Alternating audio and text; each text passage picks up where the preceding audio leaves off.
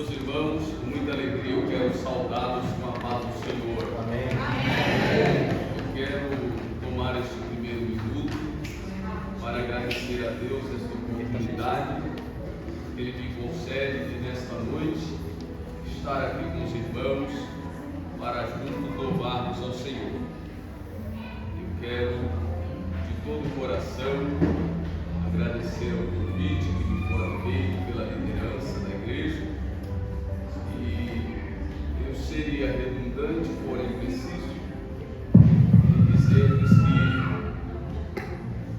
que estar convosco é sempre uma alegria muito grande para mim. Essa igreja que há tantos anos eu tive o privilégio de conhecer e sigo nutrindo a mesma amizade que brotou no dia em que nos conheci. Eu louvo a Deus pela vida desse patriarca, pastor José Bento, a sua esposa, sua família, que sem dúvida é um exemplo de fé, de cristianismo genuíno, e que Deus continue conservando eles com vida e saúde, para que o exemplo palpável, tangível, sempre esteja ao nosso alcance. E quando o Senhor, por sua infinita e soberana vontade, nos recolher, em nossa memória não se apague o legado que sem dúvida eles deixarão para todos nós. Que Deus seja louvado pela vida de todos vocês. Eu quero lhes convidar a lermos a palavra do Senhor, primeira carta do apóstolo Pedro, primeira epístola do apóstolo Pedro, capítulo de número 2. Nós iremos fazer a leitura de 2 versículos, sendo estes o versículo 9 e 10. Primeira epístola do apóstolo Pedro, capítulo 2, versículos 9 e 10. Todos que trouxeram a Bíblia, tenham-nas abertas e vamos fazer a leitura da palavra do Senhor. Todos que encontraram, queiram confirmar dizendo amém. Amém. Diz-nos a palavra do Senhor: mas vós sois a geração eleita, o sacerdócio real, a nação santa, o povo adquirido, para que anuncieis as virtudes daquele que vos chamou das trevas para a sua maravilhosa luz. Vós, que em outro tempo não ereis povo, mas agora sois povo de Deus, que não tinhais alcançado misericórdia, mas agora alcançastes misericórdia. E eu digo amém por essa palavra. Podeis tomar o vosso assento.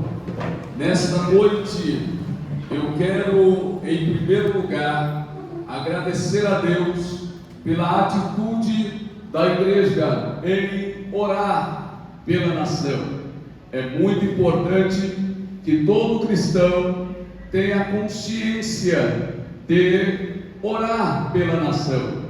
Mas, todavia, quando nós analisamos nossa vivência dentro desse contexto odierno de nossos dias, salta-nos ao entendimento a importância de continuarmos crescendo no nosso relacionamento com Deus, independente das circunstâncias que nos cerquem ou venham nos cercar. É importante que todos nós mantenhamos o desejo de permanecermos crescendo no nosso relacionamento com Deus. Eu quero nesta noite, com base na leitura que fiz, falar-lhes sobre o seguinte tema: a geração nascida em Cristo pode crescer mais no seu relacionamento com Deus. A geração nascida em Cristo pode crescer mais no seu relacionamento com Deus.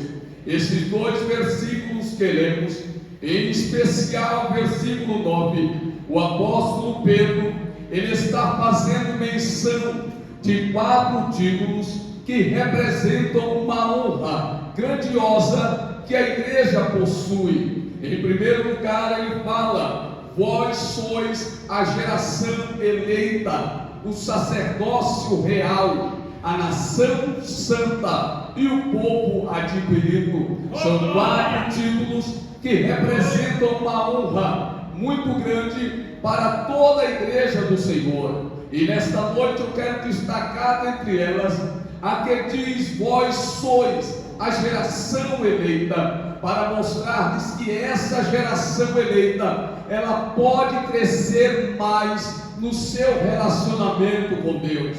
E quando nós falamos de geração e relacionamento com Deus, 2 gerações anteriores a esta salta-nos ao entendimento quando se fala de relacionamento com Deus. A primeira é a geração nascida em Adão, a segunda é a geração nascida em Abraão, e a terceira, a geração eleita, que é a geração daqueles que nasceram em Cristo Jesus, da qual nós fazemos parte. Para que nós entendamos este tema proposto para esta noite, eu preciso voltar aonde tudo começou, para que nós entendamos a grandeza, em primeiro lugar, da oportunidade que Deus deu a cada geração para se relacionar com Ele, e a maneira como essa oportunidade foi tratada. A primeira geração da qual eu desejo lhes falar é a geração nascida em Adão. A Bíblia diz que depois que Deus criou toda a natureza animada e inanimada, pelo poder da sua palavra, Deus decidiu formar o homem. E na eternidade houve um diálogo entre a Trindade, e o diálogo era este: façamos o homem à nossa imagem, conforme a nossa semelhança. E Deus então, depois de determinar como este homem seria formado, Deus escolheu a matéria-prima para formá-lo, e a matéria-prima foi o pó da terra. Diga-se de passagem que o pó da terra foi uma escolha de Deus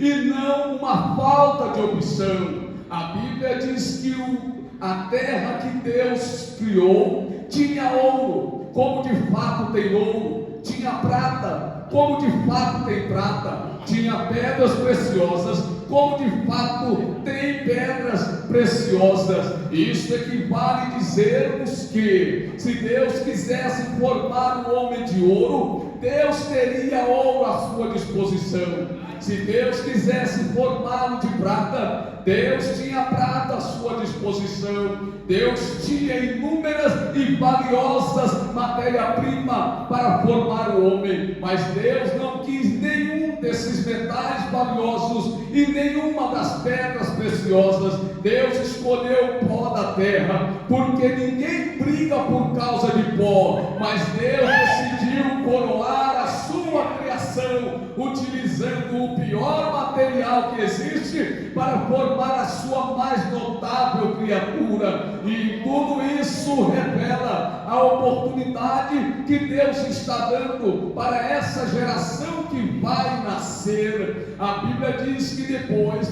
que Deus formou o corpo do homem, para este corpo funcionar, este corpo precisaria dos órgãos internos e externos, para que ele pudesse então agir, interagir, mover, se locomover. Os órgãos seriam necessários: o cérebro, responsável pelo sistema neurológico; o coração, responsável pelo sistema circulatório; os pulmões, responsáveis pelo sistema respiratório. Esse corpo foi formado e os órgãos foram colocados dentro dele, mas o cérebro estava lá, mas ainda não funcionava. O coração estava no do corpo, mas ainda não funcionava. Os pulmões estavam ali, o pâncreas, o baço, os rins, o fígado e todos os outros órgãos estavam ali, mas ainda não funcionavam. Mas a Bíblia diz que Deus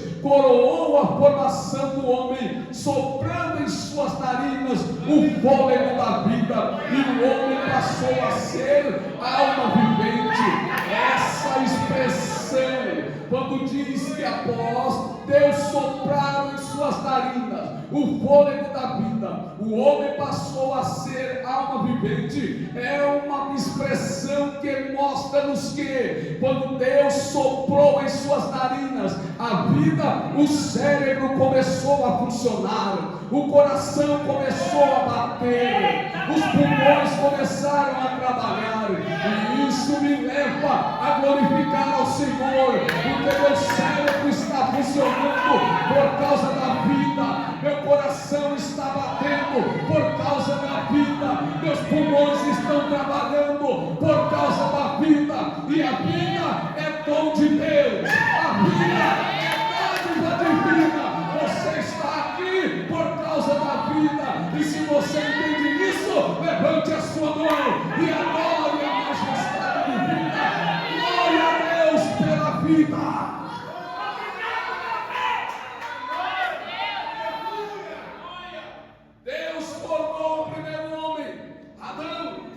Deus, depois de formá-lo, olhou para a criação e percebeu que cada animal macho tinha sua fêmea, e Deus, olhando para o homem, o viu só e disse: isso não é bom, não é bom que o homem viva só. Colocou um sono em Adão, fez a primeira cesariana, cerrou uma de suas costelas, colocou a carne no lugar, fez então a sutura, e depois, quando Adão despertou do sono, olhou do lado e lá estava a sua companheira, e ele disse: essa é agora osso dos meus ossos e carne da minha carne, será chamada varoa, porquanto do varão fora tomado. E a Bíblia diz que para este casal o Senhor deu uma oportunidade de relacionar-se com Ele de maneira profunda, de maneira íntima. Deus não queria apenas um estado de comunhão, mas Deus queria que a comunhão se transformasse em intimidade. Comunhão é uma coisa, intimidade é outra totalmente diferente. Na comunhão eu conheço o nome. Quando a comunhão aumenta no seu nível, eu conheço nome e sobrenome. Quando a comunhão aumenta no seu nível, eu conheço o nome de pai, nome de mãe, quantos membros há na família de alguém. Mas quando a comunhão passa a ser intimidade, eu conheço não apenas aquilo que é externo, mas conheço também aquilo que é interno. Isso é o poder da intimidade com Deus. Está escrito na primeira carta aos Coríntios, capítulo 2, versículo de número 9: as coisas que o olho não viu e o ouvido não ouviu e nem subiram ao entendimento do homem, são as coisas que Deus reservou para os que o amam, para os que têm intimidade. Mas Deus não-las revelou pelo seu Espírito, porque o Espírito conhece todas as coisas e penetra nas profundezas de Deus. Irmãos, Deus não quer que apenas tenhamos comunhão, Deus quer que cresçamos nesta comunhão e alcancemos a intimidade que revela aquilo que está dentro dele. Eu tenho uma palavra de Deus para você. Quanto mais você crescer na sua intimidade com Deus, mais você vai conhecê-lo nos pormenores.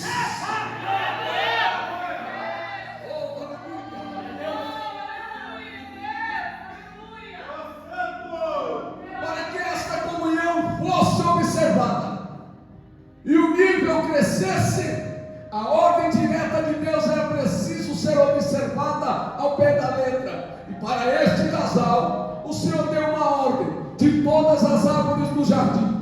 Vocês podem comer livremente da árvore que está no meio do jardim. Não toquem nela, não tomem do seu fruto, não comam do seu fruto, porque no dia que vocês comerem, certamente vocês vão morrer. Era Deus preservando, blindando essa oportunidade de crescimento no relacionamento com Ele. Mas a Bíblia diz que um dia entra neste cenário a serpente, personificando Satanás. E diga-se de passagem, a serpente está solta. Ela só vai ser presa no milênio, só vai ser amarrada no milênio, mas por enquanto ela está solta. E eu digo aos irmãos, ela está lutando, e se não for a misericórdia de Deus, ela acaba com a nossa vida. Mas eu tenho uma palavra gloriosa para lhe dizer: o Espírito do Senhor ainda permanece sobre a igreja. Quantos podem levantar a mão e por um minuto adorar a majestade divina? Adore do jeito que você quiser.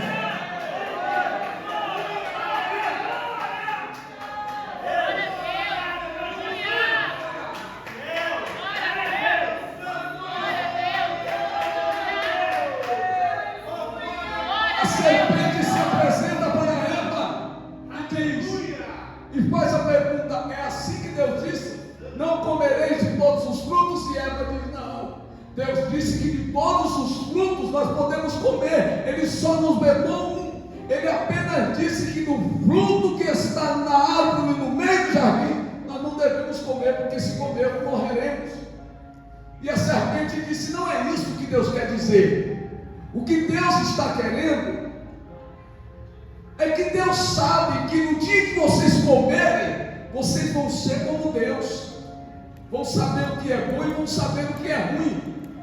Ela estava tentando incutir na cabeça de Eva que Deus é um ser que não gosta de se revelar, mas o nosso Deus é um Deus que se revela. Aleluia. E Ele permanece se revelando. Ele se revelou em várias ocasiões, as quais não falarei, mas vocês perceberão e sabem muito bem disso, que o nosso Deus é um Deus que se revela. E a Bíblia diz que diante desse diálogo entre a serpente e Eva, os olhos que olhavam só para Deus, agora olharam para a árvore que Deus disse não.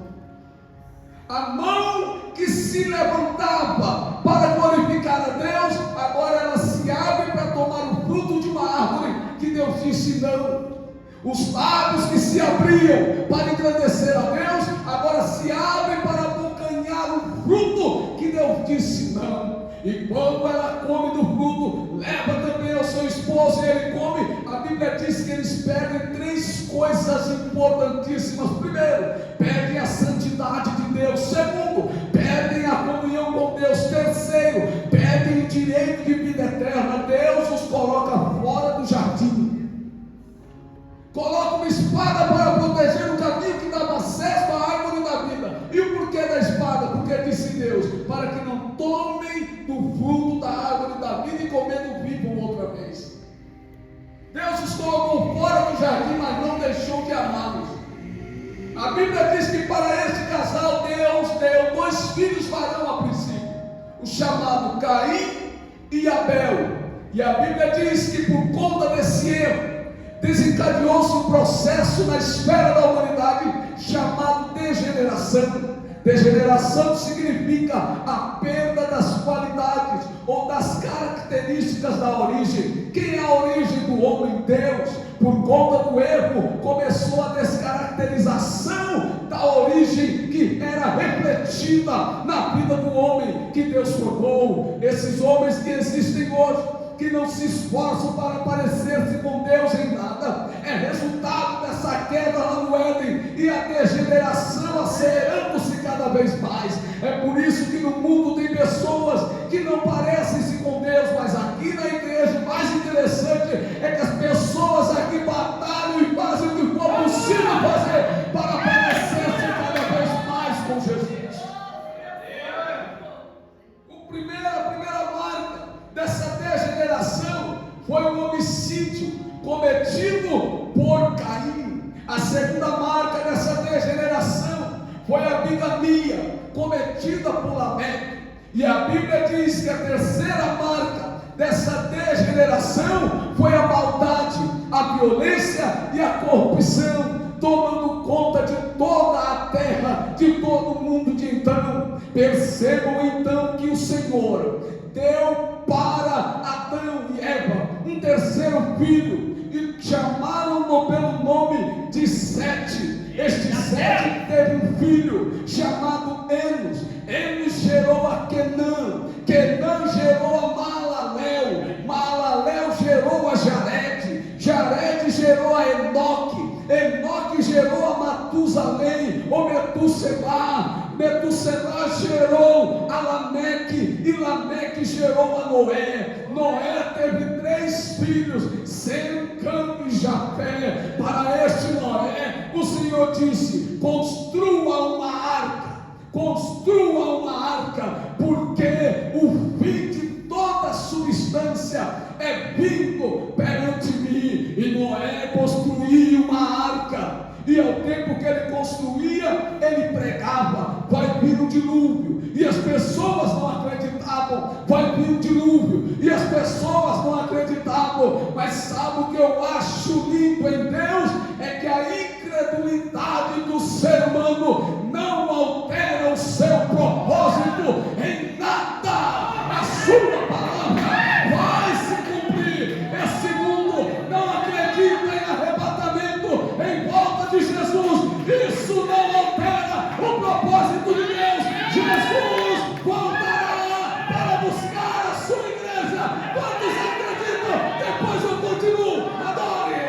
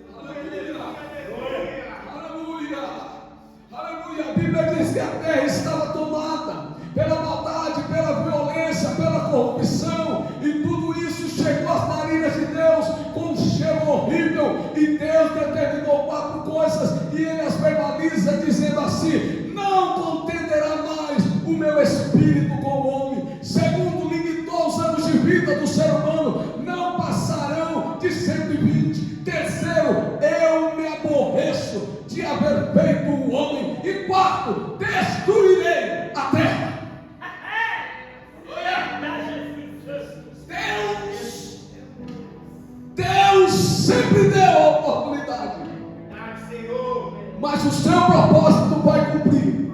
Por isso, as oportunidades vindas é preciso serem recebidas com zelo e com gratidão, porque um dia eu não sei qual é, mas a sentença de Deus um dia virá sobre essa terra. Virá. E a Bíblia diz que chegou um dia. Os animais entram na arca. Noé e sua família entram na arca. 8 pessoas. A porta é fechada e o dilúvio começa a cair. Quando cessa o período do dilúvio e as águas escoam-se e a arca repousa no monte de Ararat, a Bíblia diz que Noé abre a porta da arca, edifica um altar, oferece o sacrifício, e a Bíblia diz que Deus cheira o cheiro do sacrifício e era suave. Aí Deus diz assim: nunca mais destruirei a terra como fiz. Aí ele diz: o meu arco aparecerá no céu, nas nuvens, e me lembrarei da minha aliança. Deus é fiel. Levante a sua mão comigo para o céu. Adore aquele que é fiel, fiel, fiel. Aquele que pode por um minuto diga alguma palavra de adoração àquele que é fiel. Eu espero no céu.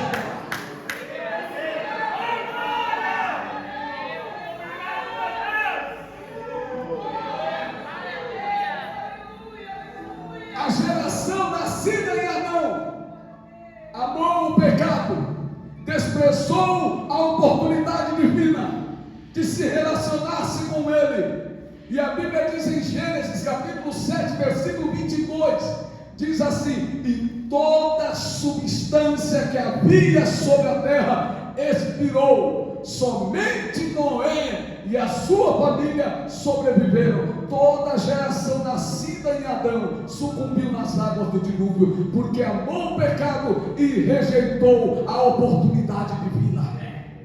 E a Bíblia diz que Noé tinha 3 filhos, Sem, Cã e Jafé. E a Bíblia diz que para Sem, Deus deu um filho chamado Arfaxade. Arfaxade gerou a Selá, Selá gerou a Éber, Éber gerou a Peleg, Peleg gerou a Reu, Reu gerou a Serug, Serug gerou a Naor, Naor gerou a Tera, Tera gerou a Abrão, Naor e Arã. E para este Abrão o Senhor disse: eu vou levantar de ti uma nova geração. Sai da tua terra, sai da tua casa, do meio da tua parentela, da casa de teu pai, e vai para a terra que eu te mostrarei. Para este Abrão o Senhor mudou-lhe o nome para Abraão. Para este Abraão o Senhor deu um filho na velhice chamado Isaque. Para este Isaque o Senhor deu 2 filhos, Esaú e Jacó. Para Jacó o Senhor deu 12 filhos. Um dele chamava-se José, foi vendido para o Egito, mas lá na terra do Egito Deus o abençoou. A presença de Deus era com ele. Esse José era odiado pelos irmãos, mas Deus era com ele. Esse José foi jogado em uma cova, mas Deus era com ele. Esse José foi vendido pelos irmãos, mas Deus era com ele. Esse José foi caluniado, mas Deus era com ele. Esse José foi para o cárcere, mas Deus era com ele. Esse José veio para a presença de Faraó, mas Deus era com ele. Esse José foi para o governo do Egito, porque Deus era com ele. A presença de Deus, irmão, não faltou.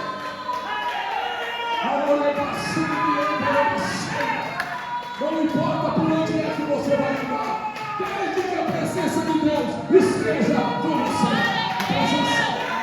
A presença.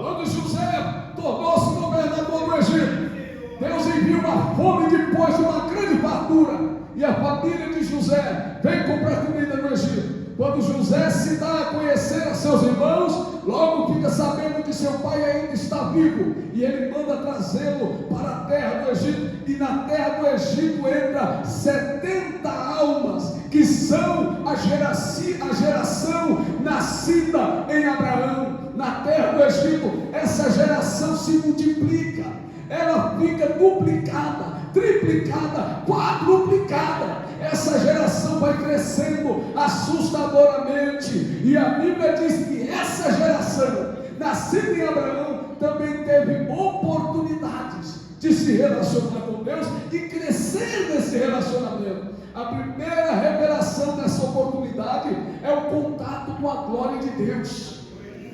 Eles estão 430 anos no Egito.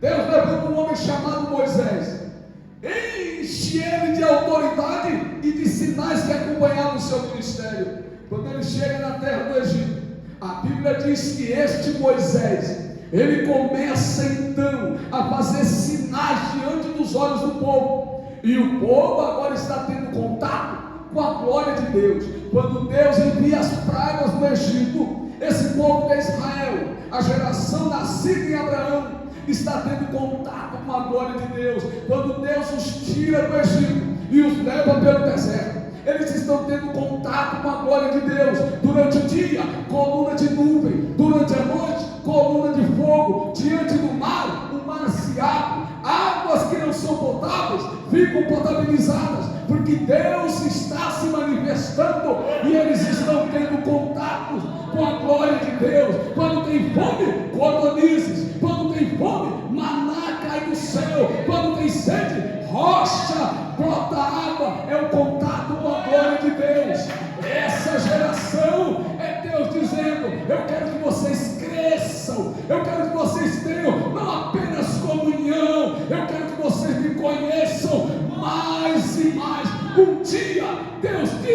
Moisés: Moisés, diga para este povo, para eles se santificarem 3 dias. É jejum, é abstinência. O homem casado não se chegará à sua esposa. É 3 dias separados, porque eles já viram muita coisa, mas eu quero mostrar-lhes coisas maiores. Mas para que isso aconteça, eu quero que eles se santifiquem hoje, amanhã. E outra, lavem os vestidos, porque no 3º dia, disse o Senhor, vou descer em cima do Monte Sinai, e eles vão ver. E não é com o olho da fé, não, é com o olho físico. Porque com o olho da fé a gente vê as ruas de ouro, os muros de jaspe, o mar de cristal, a praça. Pelos olhos da fé a gente vê isso, porque a fé é a prova das coisas que não se pode ver. Pelos olhos da fé a gente vê as coisas que estão lá, onde o olho não pode ver. Agora, milagre, manifestação da glória de Deus, é para ser vista com o olho físico. Um dia Jesus disse ao paralítico: levanta, toma a tua cama e vai para a tua casa. Quando o paralítico levantou, o cântico que ecoou na casa era este: hoje vimos prodígio, olhos físicos. Irmãos, Deus ainda quer se manifestar, porque Ele não mudou. Eu estou recebendo a autoridade de Deus para dizer: Ele permanece mesmo.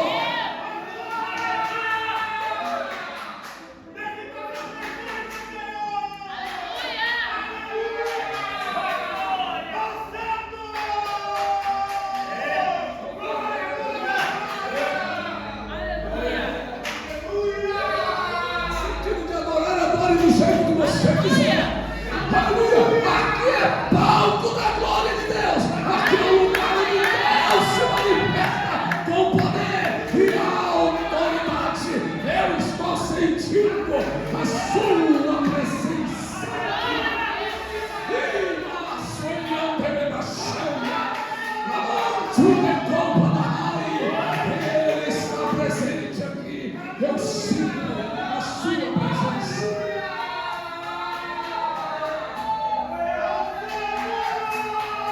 Segundo lugar, a geração nascida em Abraão, além de ter tido contato com a glória de Deus, essa geração teve também o privilégio de ouvir os profetas dizerem que o Messias viria.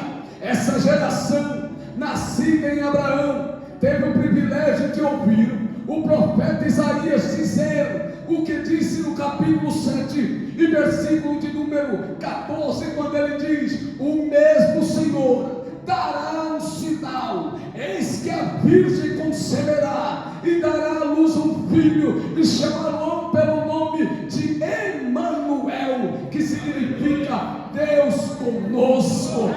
Essa geração teve o privilégio de ouvir o mesmo profeta Isaías dizer o que está escrito no capítulo 9 e versículo 6, quando ele diz assim: porque um menino nos nasceu, um filho se nos deu, e o principado está sobre os seus ombros, e o seu nome será Maravilhoso, Conselheiro, Deus forte, Pai da eternidade, Príncipe da paz. Essa geração nascida em Abraão teve o privilégio de ouvir o profeta Ageu dizer assim no capítulo 2, a partir do versículo 9: porque assim diz o Senhor, ainda um pouco de tempo e farei tremer o céu, a terra, o mar, e abalarei as nações. Então virá o desejado de todas as nações e encherei esta casa de glória, diz o Senhor. Minha é a prata, meu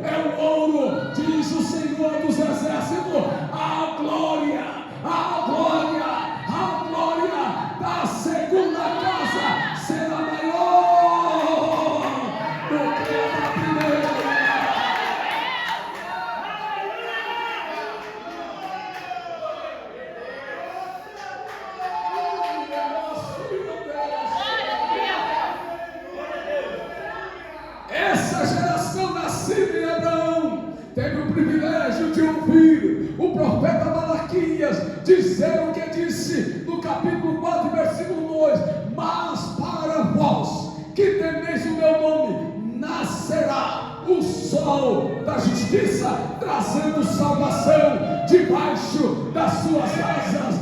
Essa geração, nascida em Abraão, teve o privilégio de ouvir João Batista dizer: arrependei-vos, porque é chegado o reino dos céus. Perguntaram para ele: tu és o Cristo, tu és o Messias? E ele disse: não, eu vos batizo com água para o arrependimento, mas vem um após mim, que é antes de mim, que é mais poderoso do que eu, e eu não sou digno de me abaixar e desatar a palma dos seus pés. Ele vos batizará com o Espírito Santo e com fogo. Ele batiza, ele ainda batiza, ele ainda faz coisa grande. Quantos aqui ainda acreditam que Jesus batiza? Agora ele nos gera nos céus. Depois eu vou continuar por mais uns minutos.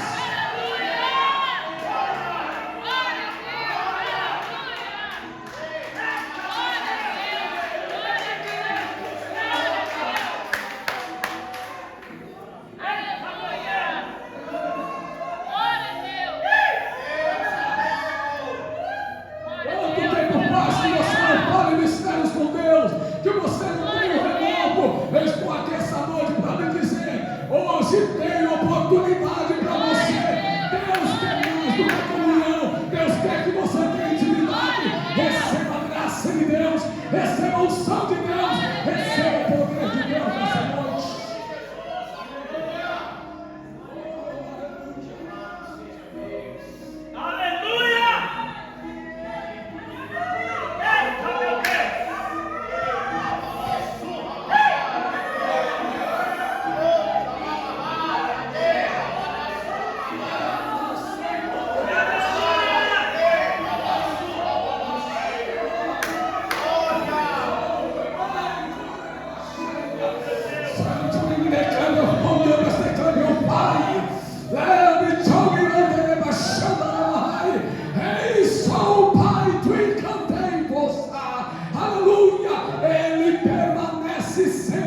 O mesmo que sempre foi. Se ele é o mesmo, ele ainda cura. Se ele é o mesmo, ele ainda batiza. Se ele é o mesmo, ele ainda salva. Se ele é o mesmo, ele ainda opera milagres. Deixa ele trabalhar. Aleluia, aleluia. Agora não pare de adorar, não pare de adorar. Quando seja possível, coloque-se de pé nesse momento, adorando a majestade divina. Adore, adore, adore, adore. Ele permanece sendo o mesmo.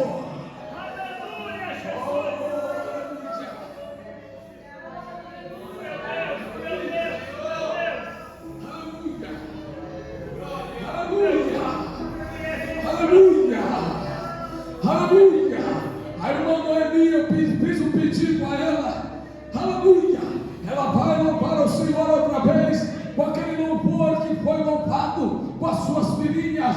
Deus tem algo glorioso para a sua vida. Eu pedi, alguns irmãos ouviram, outros eu acredito que não entenderam, não ouviram bem. Aquele que puder, tanto quanto lhe seja possível, coloque-se de pé. Nós iremos adorar a majestade divina. Deus quer que todos nós cresçamos no relacionamento com Ele. Atentem para mim, por favor, porque eu vou concluir aqui. A geração nascida em Abraão teve contato com a glória de Deus e ouviu falar que o Messias viria. Mas quando o Messias chegou, a Bíblia diz que eles rejeitaram o Messias. João escreveu no seu Evangelho, capítulo 1, versículo 11: veio para o que era seu, geração nascida em Abraão, judeus, israelitas. Veio para o que era seu, mas os seus o rejeitaram, não o receberam. E por conta dessa rejeição de Israel é que nasce a geração em Jesus Cristo. É nesse momento que nasce a geração nascida em Jesus. Pois o versículo 12 diz: mas a todos quanto o receberam, foi-lhe dados o poder de serem feitos filhos de Deus, a saber, os que creem no seu nome. Quantos aqui creem no nome de Deus? Aleluia, aleluia. Eu finalizo para que a igreja possa adorar a Deus juntamente com as nossas irmãs. Mas sabe por que essa geração nascida em Jesus Cristo pode crescer mais? Porque essa geração é a geração que desfruta da plenitude de Cristo. João, capítulo 1 e versículo 16 diz assim: e todos nós, a geração nascida em Jesus Cristo, todos nós recebemos da sua plenitude. Quais são as plenitudes que nós desfrutamos? Primeiro, plenitude da graça. Graça sobre graça. Salvação e condição de permanecer salvo. Qual é a segunda plenitude? Plenitude da revelação sobre Cristo. No Éden, o Deus Pai falou pela primeira vez sobre Jesus, mas ele usou a expressão semente da mulher. Moisés falou de Jesus, mas ele disse: um profeta semelhante a mim. Isaías falou de Jesus, mas ele disse: Emanuel. A revelação não era clara. Amós falou de Jesus, mas o chamou de desejado das nações. Malaquias falou de Jesus, mas chamou de sol da justiça. João Batista falou de Jesus, mas a revelação não era plena. Mas quando Jesus veio, Filipe disse: Senhor, mostra-nos o Pai, isso nos basta. Jesus disse: Filipe, estou há tanto tempo convosco e não tendes me conhecido. Filipe, quem vê a mim, vê o Pai. A revelação. Sabe o que isso significa? O tanto quanto é possível um homem conhecer a Jesus, é possível conhecê-lo aqui com a certeza dada por ele, de nunca ouvir, contemplá-lo como exatamente ele é. A terceira plenitude que nós desfrutamos, a plenitude do Espírito Santo. No Antigo Testamento era como conta-gota. Quem é que recebia o Espírito? Reis, profetas, sacerdotes. O Espírito Santo se manifestava, cumpria o que vinha fazer e voltava para o céu. Hoje não.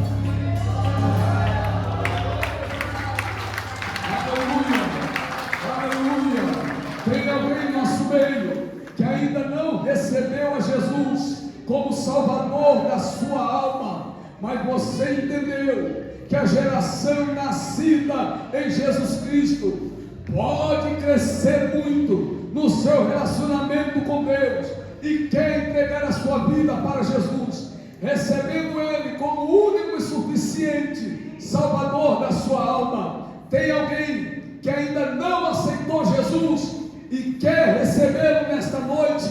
Dê um sinal com a sua mão, dê um sinal de aceitação.